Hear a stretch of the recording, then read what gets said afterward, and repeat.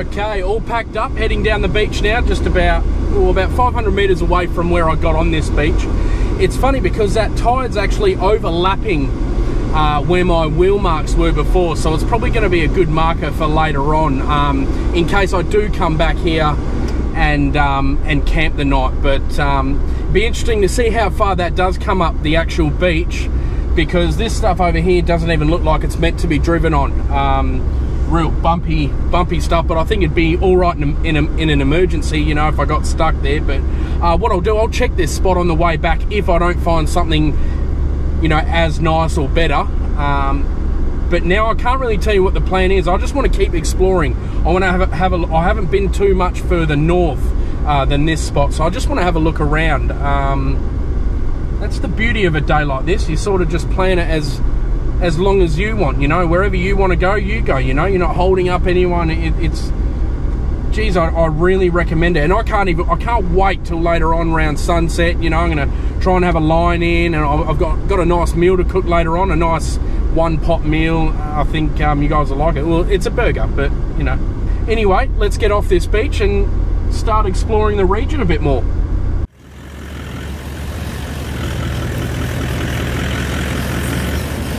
One thing I have noticed going on my own is you're a lot more cautious, even on a simple rock section like this, where it's just, you know, nothing can really go wrong. In the back of my head, I'm thinking, oh, if I pop a tyre, I've got a spare, of course, but, you know, you haven't really got a mate there to help you out, or a crew or anything like that. But I reckon I've found myself thinking about every situation a lot more in depth, you know. Usually when you're heading on a beach track down, you know, down to the beach, you're not worried, because you're sort of like, yeah, there's 2 or 3 of us, you know, so one can go down and see what it's like. If anything, if they get in the shit, you know, you come back and you help them out. But if there's one bloke and you get stuck down the bottom, you'll bug it, you know what I mean? So I've found myself, the biggest thing I've noticed so far is I found myself really thinking about outcomes and situations of what I'm getting in, even though I know this area really well. So very, very eye-opening, I reckon. The other thing about going solo is that you explore a lot more, I think. Even though when Creeper and I and the boys, we go to spots and then we move every night, you know, you still have a route that you sort of try and keep to. Whereas if you don't sort of have a, you know, if you have a bit of a loose schedule, you can sort of drive down these tracks that you never would usually, that you're sort of like, oh, I wonder what's down there, you know. So I literally thought that today on this track here that I've just finished at, and I thought to myself, shit, that looks like it goes to the beach. I'll go down and have a look. And I reckon I've found one of the most beautiful campsites I've ever seen. I mean, look at that.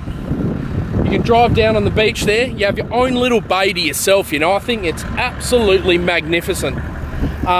The only other thing is, obviously it must be a sanctuary, and you can't fish here. Not as though they were in any danger of me catching fish, so don't worry about it.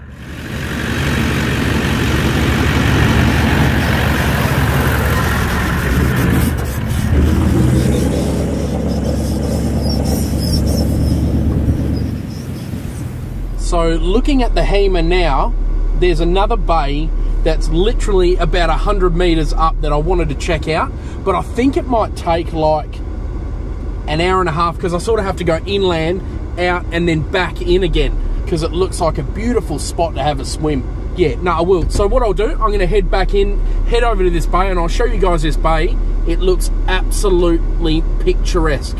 I reckon by the time I stuff around there, have a beer or two, just to relax, have a swim, see what's over there, I reckon it'll be time to head back and find a bit of a camp spot, because I want to be set up to have a fish in the arvo. Oh God, I feel embarrassed now just mentioning fishing. I've got to be honest with you. All right, yeah, let's hit the track. See you soon.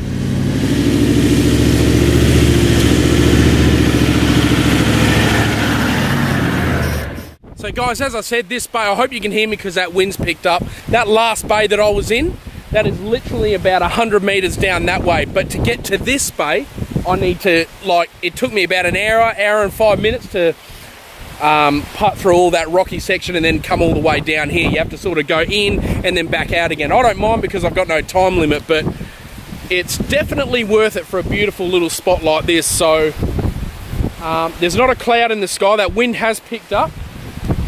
I feel like a beer. It's like 2 o'clock. Oh no, yep.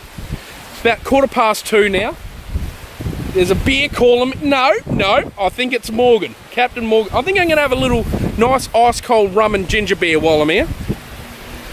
Yeah, bugger it. Twist me arm.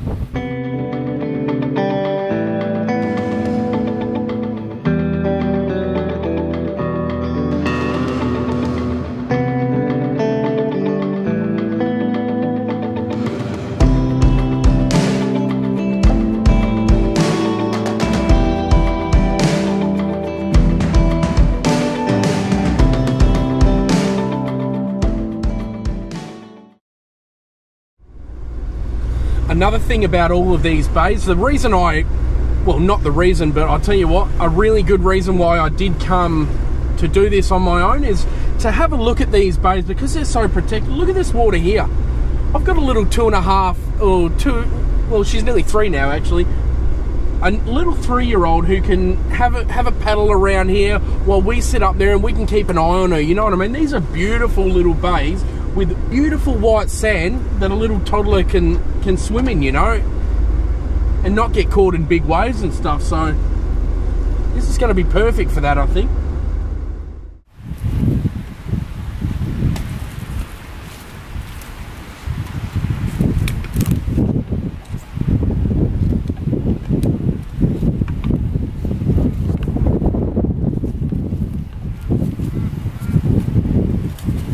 Creeper, have you been here? I'm doing a solo trip, but he's probably here in bloody spirit, mate. Not good, is it? But I've seen this campsite here, a bit of a fire pit, and there's shit in there everywhere. You guys know I drink Corona if I do drink beer. God, there's some freaking undies here. Like, god damn. No, I'll do it. Yeah, throw it in there.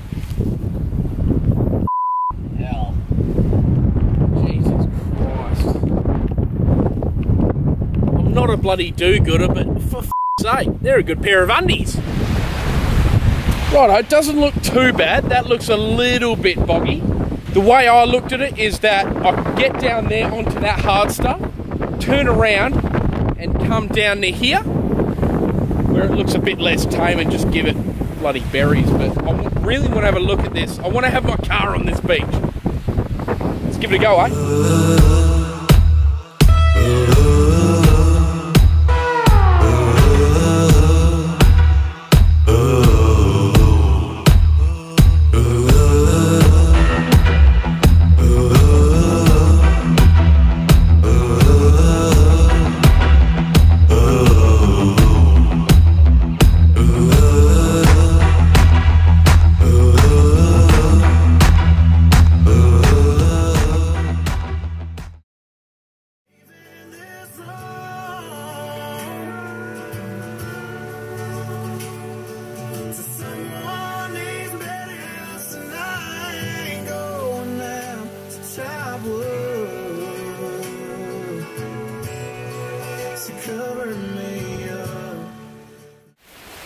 Righto guys, I'm here at camp, all set up, bloody relaxing for a couple of hours I was actually, so couple of nibbles, honestly, couple of nibbles with the whiting there. I reckon it's whiting. I'm going to throw a muley out just for a shits and gigs, so can't hurt, can it? So let's see how we go. I've always got dinner prepared. You can't ever rely on dinner for me with fish, so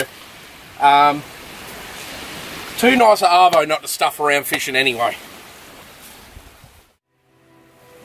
It was all just empty space.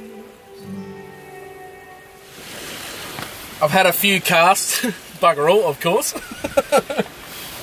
So, believe it or not, it's literally like 6:30, 20 to 7 p.m. That sun's still not dropping. So what I was thinking, I'm going to whip up my dinner. So I'll see you when I catch a fish, or after this segment, it'll fade out and then fade into the morning. That's that little editing trick I have.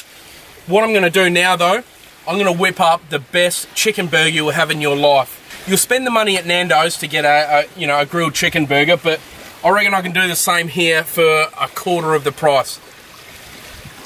In case you didn't see the last solo, I don't like how Nando's are so damn freaking expensive. So you buy the old peri peri from IGA or Coles, I can't remember, I could ask my wife, for a quarter of the price. So what I'm going to do, I'm going to get the old fire night going. Now watch this, when I start her up, watch it just start going, woo! Ready? So ready? 3, 2, 1. Nah. There it is! Come on!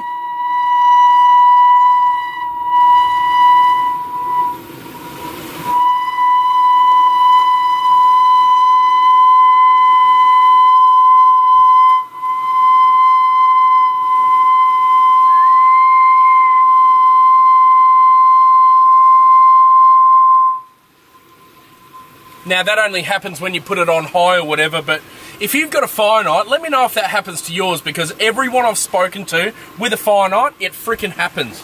So I got the old cast iron pan on there, just getting that a little bit warm. I'm not going hectic like smash burgers. Got a couple of chicken thighs here. I was going to sear them. I'm going to sear the chicken thighs, and then I'm going to throw a bit of this peri peri sauce on them just to baste them in it.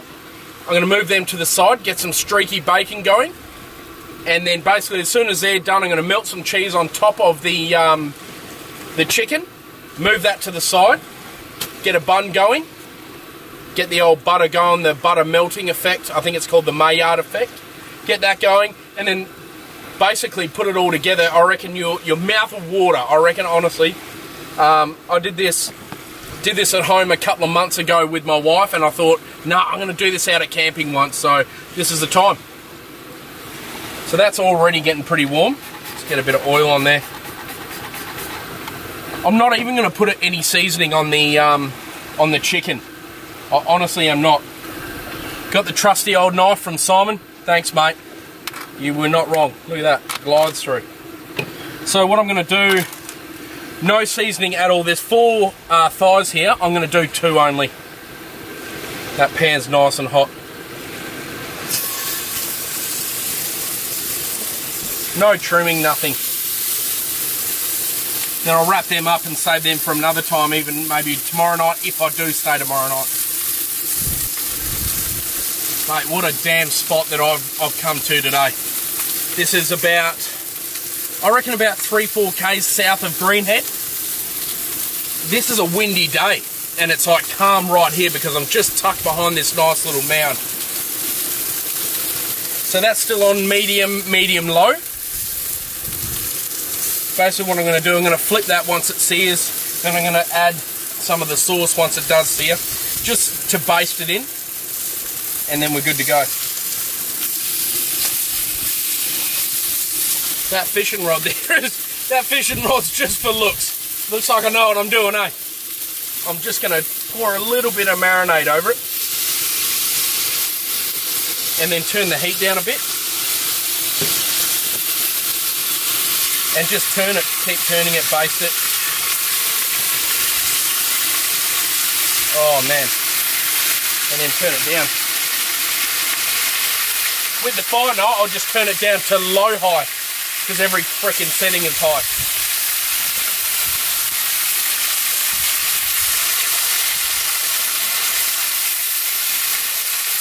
So that marinade is pretty much like disintegrated straight onto the chicken. Got that nice char there. So I've turned it down. I'm just going to let that keep sizzling until the chicken's like nearly cooked through. And then in goes the bacon.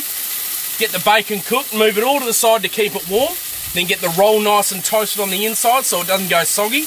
And then we just put it all together. It's actually quite easy, but I promise you, if you make this at home, it's f***ing delicious. I also haven't got the old Insta-Read thermometer here. If you've, yeah, you would have. Actually, you would have seen the Marin trip where I cooked the steak. Overdone it. I wanted to show you guys that I can stuff it up. That I do stuff it up quite often. But it just has to be with an expensive cut of meat, doesn't it? Just my luck. Right, so I think it's about that time that we throw the bacon in. This has been cooking for about 4 to 5 minutes. So I'm going to move them to the side, throw a bit of oil on there, and just throw the streaky bacon. Has to be streaky bacon, guys.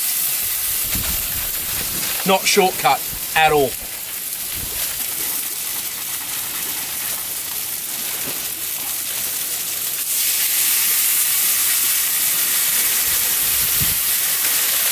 So that amount that I put in will do for one roll, no worries at all. I've got another streak there for some reason. I think my wife knows me better than I do. But no, that'll do for one. But also, don't forget to keep flipping that chicken. Just keep it nice and moist. Thing is, when I do come camping, I like to cook nice meals, you know. I know a lot of people do the pre-prepared meals, and look, if I'm going to do a whole week, which when we do Shark Bay, I will do pre-prepared meals. But if I'm doing an overnighter or a two-nighter, I like to get creative. I've always loved cooking, so why not do whatever you can do at home? Do it out camping, you know what I mean? Last trip where I went on, where I did the bone-on ribeye, I did that in Creeper's cooker, but I was also planning on doing it on here, on a trivet, and then with the camp oven sitting on top, and it fit perfectly. But you never know how it's going to go. You got to try these things, you know, and they work out great, they work out great. If they don't work, try again, and that's what I'm doing. I'm just switching the chicken this trip. Something that you can't really overdo.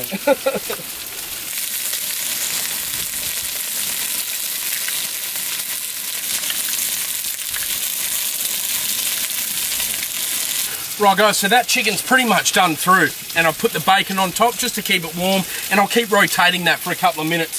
So now, got the fresh buttered bun, just proper butter, not margarine. I'm not even bothering with oiling it or anything. I'll have the bacon fat there, and then you just keep that on low, and then get it nice and brown. I'm going to start cutting up the condiments, and then I'll show you how we put it together, right?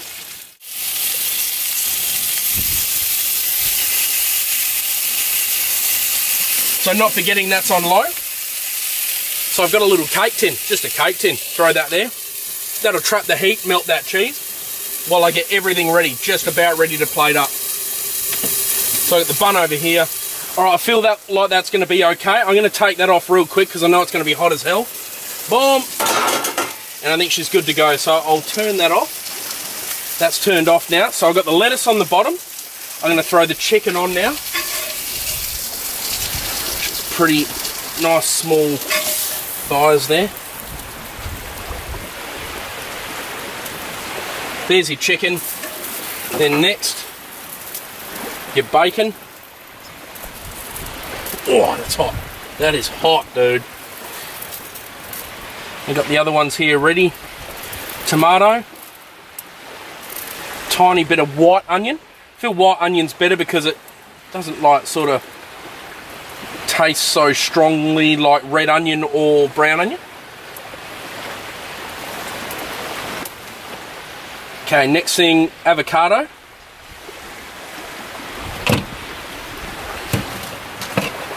So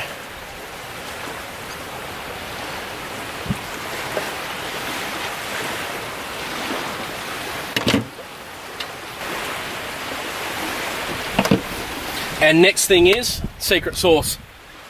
Nando's Peronaise. Spray that on top. And I'm telling you right now, if you cook this, it'll be the best burger you've ever had. And it's actually not that bloody bad for you.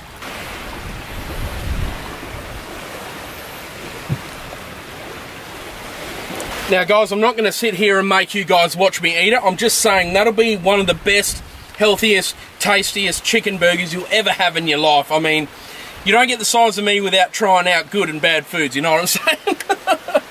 So what I'm going to do, guys, I'm going to leave you there. I'm going to eat that up. That'll line the old tummy. I might have a couple more rums and then wait till sunset, get some bait out there. I've got the gang hooks on the beach rod ready to go. I've got the whiting hooks ready to go on the flick rod. I'll give it my best shot. If I don't see you tonight when I'm catching a fish, nah. Thanks for watching today. I'll see you in the morning. I'm going to have a quick whiting fish in the morning. I reckon I will. So, see you guys in the morning. I'm going to enjoy this. Cheers, guys.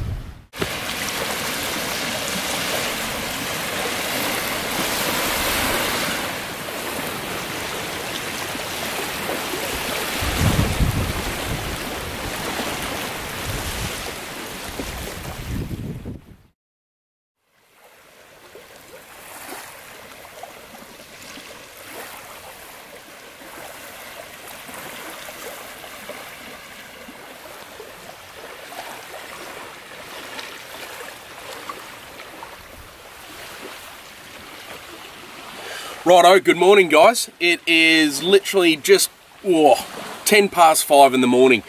Beautiful sleep last night. The sound, I don't know if you can hear in the background, is just gentle waves lapping all night, and the tide didn't sort of come up till about 6 meters past this car. It was absolutely beautiful. I found it awesome sleeping at camp by myself. I really did, because I'm in a nice little bay here. Didn't hear a noise all night except for that. Stars were out. It was a clear as night. So yeah, good experience, bloody good. So I thought I'll have one last ditch attempt at the at a few whiting. I'm going to burley up a little bit, and then I'll throw a couple of bits of coral prawn out, because I couldn't find any squid at the bloody shop. So it's too nice not to have a go anyway. And then I'll slowly just start packing up, and then we'll head out and see what we get up to.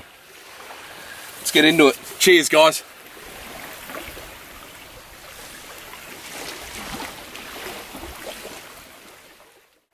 Yep, you guessed it. No luck at all, guys. So it's getting on to about 6:30, 7 o'clock now, and I'll sort of start finishing packing up, getting all the awnings set up and that.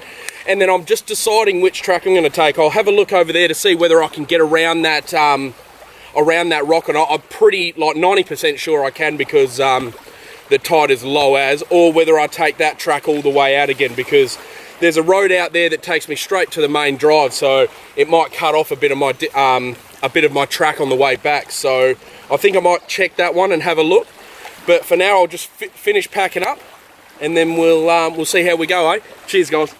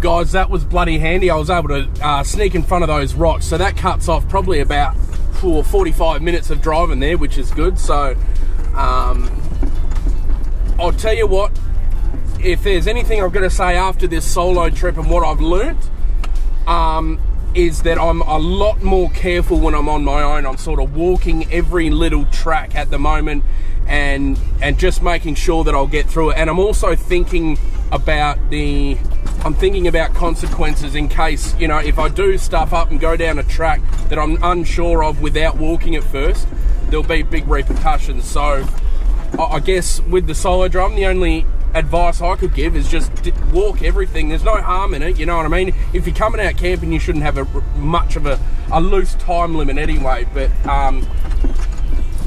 the thing is, though, I want to do a lot more of these. So if this is something you guys have liked, throw a comment in for me, and I'll just pepper them in a little bit more. But we've got a lot of tinny trips planned early in the year here, but we just want to make sure that we're allowed fire. We want to do it. We want to do 1 or 2, and then do a couple during fire season as well, because let's be honest, it just makes everything a bit better, makes the trips better. You know, you can cook on the fire and whatever, and it just makes everything a bit better. Because I sort of hate this season, the summer season, where you're not allowed to fire. And of course, with what happened over in New South Wales, and fair enough, you know what I mean? But camping just, I don't know if you agree with me, camping just isn't the same without a campfire. But on that note, guys, thank you so much for watching. I really appreciate your support, especially our Patreons. You guys are making this so much better for us, and thank you for believing in us. I want to thank you so much for watching, and I hope you've enjoyed it. As always, please leave us feedback, you know, good or bad. Again, it's just going to make me improve on whatever feedback you have. So I've filmed this and edited this all myself, so yeah, don't hold back. Let us know what you think, and thanks so much again for watching. Have a great day, and we'll see you in the next episode, guys. Cheers. Hey, just one last thing before I do sign off. Any of you guys that own the, and I know there is a fair few of us just because they're going cheap at bloody BCF, those XTM compressors, unbelievable. I reckon there won't be any of you that'll complain about them. I reckon they're great for $93 or $99. You can't go wrong, and this thing has absolute pumped it. Sorry the pun, but it absolutely has killed it. It's unbelievable. But the bag that it comes in is absolutely pitiful. So I'll tell you what, for you guys, I've got a new compressor bag from Jimmy at Grab Me Gear. It's bigger, so it fits the hose and the clamps and the alligator clips a heap of a lot better. And it's got a nice little handle at the top, so it allows you to grab it heaps easier. Puns every morning, puns all day. But yeah, if you have a look, it's got PVC at the bottom. I'll show you now.